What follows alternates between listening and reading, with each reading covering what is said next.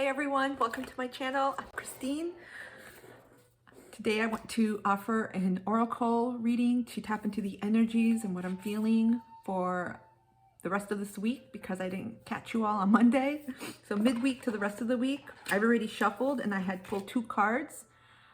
This is just a re-recording because there were too many noises and barks, but the cards are here. I shuffled. Usually I like to do this live where I shuffle and I let the cards fall. These are the cards I got for this week going forward. Self-love and chanting. And for anyone interested, I use the Divine Oracle deck by, is it Tasha Silver? And I also felt very called to use the Sacred Self-Care deck by Jill Pyle.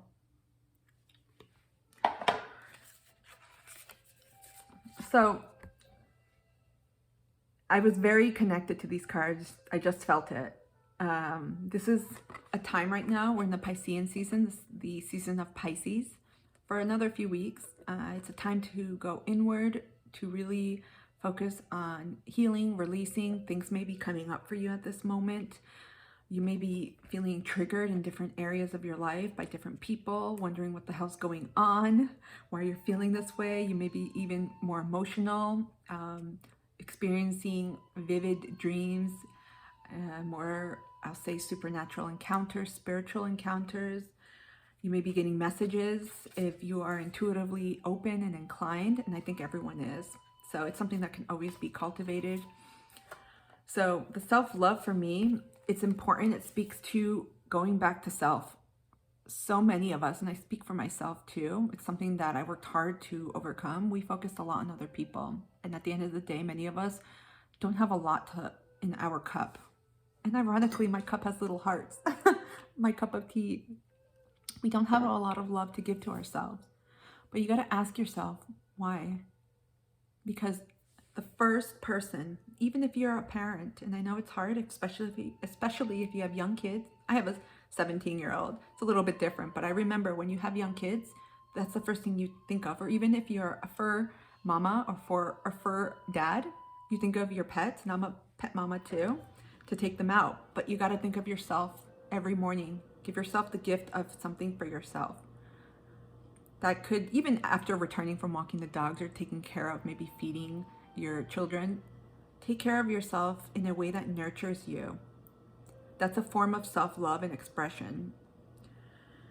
And that also means doing whatever inner work, whatever healing means to you to help you during this time. It could be journaling. And we also got the card here, chanting. But I think we can also look at it in terms of singing as well. Expressing yourself, because chanting nurtures and helps release and unblock the throat chakra. And I think I need to chant after this because I'm having trouble getting these words out. But this is a wonderful time to really speak up for yourself, to really advocate for yourself. Because just in the background alone, I see spring. Many of us in the Northern Hemisphere, we're headed towards the spring equinox. And it's a really wonderful time to start nourishing ourselves, to see things that we wanted to do flower, metaphorically speaking. But also here you see partnerships.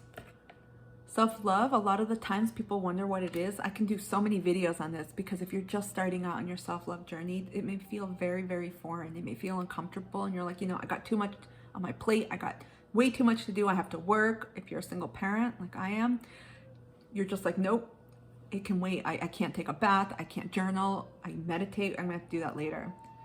It doesn't have to be a lot. You can start small. So I challenge you this week to do one small act of self-love for yourself if you haven't, and to continue on your self-love practice journey at this moment. Even a minute, 2 minutes. I'll say 2 because this is the year of 2, partnerships, balance, harmony, duality. And because we have 2 people here, which they're not, I'm not getting their 2, they're one of the same, right? Your inner child and your adult self. But when we tap into this energy of the child, even for those moments, it makes us happy. It brings us joy. I can keep talking about these cards because I get constant messages. Oh, and I didn't read it to you. Let the wall fall that separates me from my own vulnerable inner child. I long to take care of myself like never before. Just watch a cartoon. Maybe you have a favorite cartoon or a favorite book, and see how excited and some memories that can conjure up for you this week. In terms of chanting, like I said, this is a great way to speak your truth, to release any throat chakras, any blockages. I don't really like to say blockages, I should say. I think sometimes there's an imbalance. That's more up my alley, perhaps because I'm a Libra, and balance is super important, and that's a forever quest for us. But I'll read you quickly what the book says. The mantra is, my voice is heard. Remember, this week it goes with self-love. My voice is heard. So voice your needs. If you're new to chanting, you can start with learning to tone Om, O-M, and the sound for each chakra. At first, practice chanting on your own to gain a level of comfort. Experiment with different tones, noticing which ones come easily or feel challenging. Free yourself from worrying about how you sound. Allow your unique voice to resonate and express yourself, or express itself. When you're ready to go deeper and experience the sensation of chanting in a group, look for a local singing, chanting, or is it kirtan events? Kirtan. Most yoga studios will include chanting as part of the practice, typically at the beginning or end of class. You can also pioneer the effort within your community and gather some loved ones who are willing to chant with you. This activity is especially fun to try in an enclosed space that has a loud echo or outside surrounded by beautiful nature. And if you love to write or journal prompt. What blocks, real or imagined, prevent you from chanting? What practical steps can you take to eliminate these blocks? I know for me, I always feel weird chanting around others, but when I simply get into a quiet state within myself, I'm able to do it. Ironically, if I have headphones in, I'll do it more, which is going to sound weird because sometimes you get louder. So the message for this week is to simply focus on yourself, prioritize self-love, and speak up. And that means speaking up for what you need, whether you are in a relationship or whether you are single. I can continue going, but I'm going to end here. I hope this was helpful. I hope it resonated with some people. I am so excited to do these because I have a bunch of decks to explore. Have a beautiful rest of your week wherever you are in the world. May you be safe, may you be joyful, and may you be loved. Bye.